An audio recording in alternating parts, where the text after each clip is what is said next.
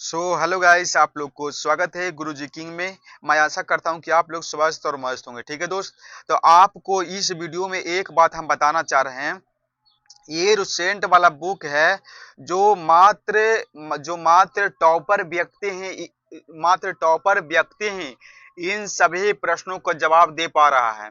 अगर आप लोग टॉपर नहीं हैं, आप लोग अगर टॉपर बनना चाहते हैं, तो ये 100 प्रश्नों का जवाब आप लोग कमेंट में दे दीजिएगा, तो हम मानेंगे कि आप टॉपर बन सकते हैं। अगर एक भी प्रश्न का आप लोग जवाब नहीं देते हैं, तो हम समझे कि आप टॉपर नहीं हैं। तो देखिएगा, क्वेश्चन थोड़ा हार्ड नहीं है। क्वेश्चन थोड़ा स्लो, क्वेश्चन थोड़ा हार्ड नहीं है, क्वेश्चन थोड़ा निम्न है। लेकिन आप लोग अगर रुसेंट वाला क्वेश्चन पढ़ते हैं, तो आप लोग किसी भी एग्जाम को दीजिएगा, तो आपका सिलेक्शन हो जाएगा।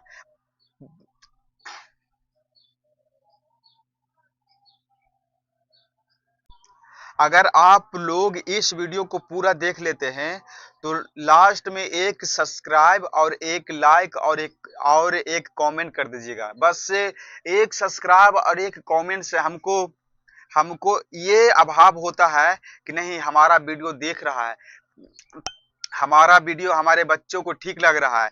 तो इसीलिए आप बस एक लाइक और एक सब्सक्राइब कर देना दोस्त, और एक कमेंट कर देना। अब देखिएगा पहला प्रश्न, एक सेकेंड देखिएगा दोस्त, पहला प्रश्न क्या कह रहा है। जो सिंधु घाटी सभ्यता का प्रमुख नगर कौन था? इसमें ऑप्शन ऑप्शन को हम जवाब नहीं देंगे, सिर्फ आंसर को जवाब देंगे। आपको कमेंट में लिखना है, ए का बी होगा, ए का सी होगा, ए का डी होगा। आप लोग को ऐसे लिखना है, तब हम मानेंगे कि हाँ, आप टॉपर बन सकते हैं। तो देखिएगा पहला प्रश्न का जवाब क्या होगा। सिंधु घाटी सभ्यता का प्रमुख नगर कौन सा था? मोहनजोदड़ो था। ऑप्शन नंबर इसका क्या हो जाएगा? बी सही हो जाएगा। अब देखिएगा क्वेश्चन दूसरा, वेदों की संख्या कितना है? आप लोग इसका सही जवाब दीजिए। वेदों की संख्या कितना है? वेदों की संख्या मात्र 4 है। इसका ऑप्शन नंबर सी सही हो जाएगा। अब देखिएगा क्वेश्चन नंबर नेक्स्ट को देखिएगा, गौतम बुद्ध का जन्म कहाँ हुआ था? गौतम बुद्ध का जन्म कहाँ हुआ था? तो इसका सही जवाब आप लोग दीजिए। गौतम बुद्ध का जन्म कहाँ हुआ था? तो इसका सही जवाब हो जाएगा दोस्त आप लोग का ऑप्शन नंबर बी, लुबनी में हुआ था। कहाँ हुआ था? लुबनी में हुआ था। अब देखिएगा क्वेश्चन नंबर देखिए 4, महावीर स्वामी जैन धर्म के कौन से तीर्थकार थे? मतलब महावीर स्वामी जैन धर्म के किम्मे तीर्थकार थे, मतलब किम्मा तीर्थकार थे। तो इसका आप लोग सही जवाब दीजिए। तो इसका सही जवाब हो जाएगा ऑप्शन नंबर सी, 24वां तीर्थकार थे। 24वां तीर्थकार थे, ठीक है। अब देखिएगा क्वेश्चन नंबर 5, अशोक किस वंश का शासक था? अशोक अशोक जो अशोक सम्राट था, वह किस वंश का शासक था? तो इसका सही जवाब हो जाएगा, तो इसका सही जवाब क्या हो जाएगा दोस्त? इसका सही जवाब हो जाएगा मौर्य का। अशोक मौर्य वंश का शासक था। अब देखिएगा क्वेश्चन नंबर 6, अर्थशास्त्र, मतलब ये वाला क्वेश्चन थोड़ा टाइपिंग हो गया। 6 क्वेश्चन देखिएगा, अर्थशास्त्र के लेखक कौन है? अर्थशास्त्र के लेखक कौन है, मतलब जो अर्थशास्त्र एक प्रकार का बुक होता है ना, उसका लेखक कौन है? तो इसका सही जवाब हो जाएगा, इसका सही जवाब क्या हो जाएगा दोस्त? चाणक्य। इसका ऑप्शन नंबर बी सही हो जाएगा, ठीक है, चाणक्य थे। अब देखिएगा क्वेश्चन नंबर 7, गुप्त काल को क्या कहा जाता है? गुप्त काल को क्या कहा जाता है? तो इसका सही जवाब क्या हो जाएगा? गुप्त काल को स्वर्ण युग कहा जाता है। गुप्त काल को स्वर्ण युग कहा जाता है। इसका ऑप्शन नंबर बी वाला सही हो जाएगा। अब देखिएगा क्वेश्चन नंबर 8, पानीपत का प्रथम युद्ध कब हुआ था? पानीपत का प्रथम युद्ध कब हुआ था? तो इसका सही जवाब आप लोग बताइए। तो इसका सही जवाब हो जाएगा ऑप्शन नंबर ए, पानीपत का प्रथम युद्ध 1526 ईस्वी में हुआ था। अब देखिएगा, कौन था? बैरम खान था, ठीक है। इसका ऑप्शन नंबर ए वाला सही हो जाएगा। आप देखिएगा क्वेश्चन नंबर 9 देखिएगा, 10 की 10 देखिएगा। ताजमहल किसने बनवाया था? ताजमहल किसने बनवाया था? ताजमहल किसने बनवाया था? इसका सही जवाब हो जाएगा ऑप्शन नंबर बी, शाहजहां ने बनवाया था। अब देखिएगा क्वेश्चन नंबर 11, फ्रांसी का युद्ध कब हुआ था? फ्रांसी का युद्ध कब हुआ था? फ्रांसी का युद्ध हुआ था 1764 ईस्वी में हुआ था। ऑप्शन नंबर बी वाला सही हो जाएगा। अब देखिएगा क्वेश्चन नंबर 12, भारत में अंग्रेजों की प्रथम फैक्ट्री कहाँ स्थापित हुआ था? भारत में अंग्रेजों की प्रथम फैक्ट्री कहाँ कहाँ बनाया गया था या कहाँ स्थापित किया गया था? तो इसका सही जवाब हो जाएगा ऑप्शन नंबर बी, सूरत में। इसका ऑप्शन नंबर बी सही हो जाएगा, सूरत में। अब देखिएगा 13 क्वेश्चन नंबर, 1857 का क्रांति प्रारंभ कहां से हुआ था?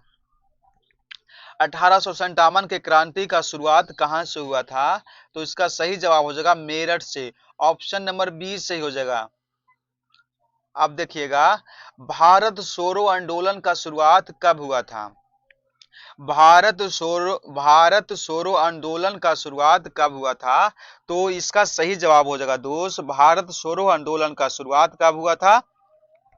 भारत छोड़ो आंदोलन का शुरुआत 1942 में हो गया था। इसका ऑप्शन नंबर सी वाला सही हो जाएगा, 1942 में हुआ था। कब हुआ था? 1942 में हुआ था।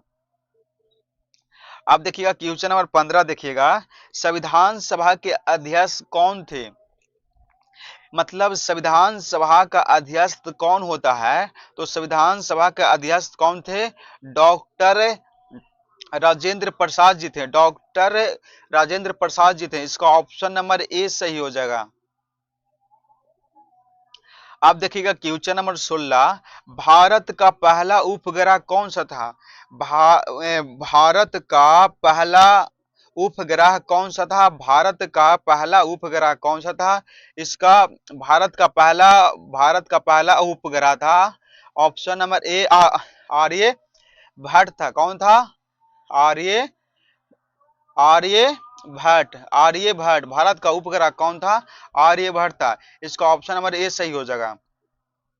अब देखिएगा क्वेश्चन नंबर 17, संविधान की प्रस्तावना में समाजवादी शब्द कब जोड़ा गया था? संविधान की प्रस्तावना में समाजवादी कब जोड़ा गया था? तो इसका सही जवाब हो जाएगा, तो इसका सही जवाब हो जाएगा, इसका ऑप्शन नंबर ए वाला सही हो जाएगा, 1950 को जोड़ा गया था। 1950 को जोड़ा गया था। अब देखिएगा क्वेश्चन नंबर 18 को देखिएगा, पानीपत की पहली लड़ाई किसके बीच हुआ था? पानीपत की पहली लड़ाई और पानीपत का प्रथम युद्ध हुआ था 1526 को हुआ था। और किसके बीच हुआ था? बाबर और इब्राहिम लोदी के बीच हुआ था। किसके बीच हुआ था? बाबर और इब्राहिम लोदी के बीच हुआ था। अब देखिएगा क्वेश्चन नंबर 19वां, भारतीय संविधान का कौन सा अनुच्छेद मौलिक अधिकारों के संरक्षण से संबंधित है? तो इसका सही जवाब हो जाएगा आप लोग का ऑप्शन नंबर सी, अनुच्छेद 32 है जो संबंधित है। अब देखिएगा क्वेश्चन नंबर 20वां, डिस्कवरी ऑफ इंडिया पुस्तक किसने लिखा था? डिस्कवरी ऑफ इंडिया पुस्तक किसने लिखा था? तो इसका सही जवाब हो जाएगा दोस्त, जवाहरलाल नेहरू ने लिखा था। डिस्कवरी ऑफ इंडिया पुस्तक किसने लिखा था? जवाहरलाल नेहरू ने लिखा था। इसका ऑप्शन नंबर बी सही हो जाएगा। अब देखिएगा क्वेश्चन नंबर 21वां, विश्व का सबसे बड़ा मरुस्थल कौन सा है? विश्व का बोल रहा है, विश्व का सबसे बड़ा मरुस्थल कौन सा है? तो ये हो जाएगा सहारा मरुस्थल। ये विश्व का सबसे बड़ा मरुस्थल है। अगर भारत का बोलेगा तो भारत का सबसे बड़ा मरुस्थल थार मरुस्थल, और ये कहाँ पड़ता है? राजस्थान में पड़ता है। कहाँ पड़ता है दोस्त? राजस्थान में पड़ता है। ठीक है, कहाँ पड़ता है? राजस्थान में पड़ता है। आप देखिएगा क्वेश्चन नंबर 22वां, ये लगा 22 से था, नहीं 21 था। अब देखिएगा क्वेश्चन नंबर 22वां, भारत में रिजर्व बैंक की स्थापना कब हुआ था? भारत में रिजर्व बैंक की स्थापना कब हुआ था? तो इसका स्थापना कब हुआ था? इसका स्थापना हो गया था 1935 में हुआ था। कब हुआ था? 1935 में हो गया था। ठीक है। अब देखिएगा क्वेश्चन नंबर 23वां, जय जवान जय किसान का नारा किसने दिया था? जय जवान जय किसान का नारा किसने दिया था? तो इसका सही जवाब हो जाएगा जय जवान जय किसान का नारा किसने दिया था? तो इसका सही जवाब हो जाएगा ऑप्शन नंबर बी हो जाएगा। ठीक है दोस्त, इसका सही जवाब हो जाएगा option number B, Lal Bahadur Shastri ने दिया था। अब देखिएगा 24वां क्वेश्चन, भारत का राष्ट्रीय जलीय जीव कौन है? भारत का राष्ट्रीय जलीय जीव कौन है? तो इसका सही जवाब क्या हो जाएगा? तो इसका सही जवाब हो जाएगा ऑप्शन नंबर बी, डॉल्फिन है। भारत का जलीय राष्ट्रीय जीव है कौन? डॉल्फिन है। आप देखिएगा क्वेश्चन नंबर 25वां, गीता रहस्य पुस्तक के लेखक कौन है? गीता रहस्य पुस्तक के लेखक कौन है? गीता रहस्य पुस्तक का लेखक कौन है? गीता। इसका सही जवाब आप लोग दीजिएगा कमेंट में दोस्त। ठीक है, आप लोग को हम सही जवाब मांग रहे हैं, कहाँ मांग रहे हैं? कमेंट में दीजिएगा। 25वां का सही जवाब आप लोग कमेंट में दीजिएगा। अब देखिएगा क्वेश्चन नंबर 26, पृथ्वी का सबसे निकटतम ग्रह कौन सा है? पृथ्वी का सबसे निकटतम ग्रह कौन सा है? पृथ्वी का सबसे निकटतम ग्रह कौन सा है? तो इसका निकटतम ग्रह हो जाएगा शुक्र। इसका ऑप्शन नंबर सी सही हो जाएगा। ठीक है, शुक्र हो जाएगा। इसका ऑप्शन नंबर सी वाला सही हो जाएगा। अब देखिएगा क्वेश्चन नंबर 27, संयुक्त राष्ट्र संघ की स्थापना कब हुआ था? संयुक्त राष्ट्र संघ की स्थापना कब हुआ था? 1945 में हुआ था। भारत का संविधान कब लागू हुआ था? भारत का संविधान कब लागू हुआ था? तो इसका सही जवाब हो जाएगा ऑप्शन नंबर बी, 26 जनवरी 1950 को लागू हुआ था। ठीक है। अब देखिएगा क्वेश्चन नंबर 29वां, मोनालिसा चित्र किसने बनाया था? मोनालिसा चित्र किसने बनाया था? मोनालिसा चित्र किसने बनाया था? तो इसका सही जवाब हो जाएगा ऑप्शन नंबर डी सही जवाब हो जाएगा इसका, बैग बैन गंगा ने बनाया था। कौन कौन? बैन गंगा ने बनाया था। अब देखिएगा क्वेश्चन नंबर 30वां, भारत का सबसे लंबा बांध कौन सा है? भारत का सबसे लंबा बांध कौन सा है? भारत का सबसे लंबा बांध कौन सा है?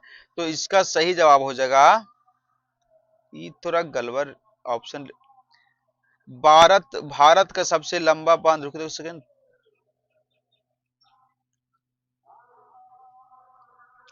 भारत का सबसे लंबा बांध क्या हो जाएगा दोस्त? आप लोग कमेंट में इसका सही जवाब गलत हो जाएगा, क्वेश्चन का जवाब गलत दिया हुआ है। अब देखिए, वंदे मातरम किस पुस्तक से लिया गया है? वंदे मातरम क्वेश्चन नंबर 31वां देखिएगा, वंदे मातरम किस पुस्तक से लिया गया है?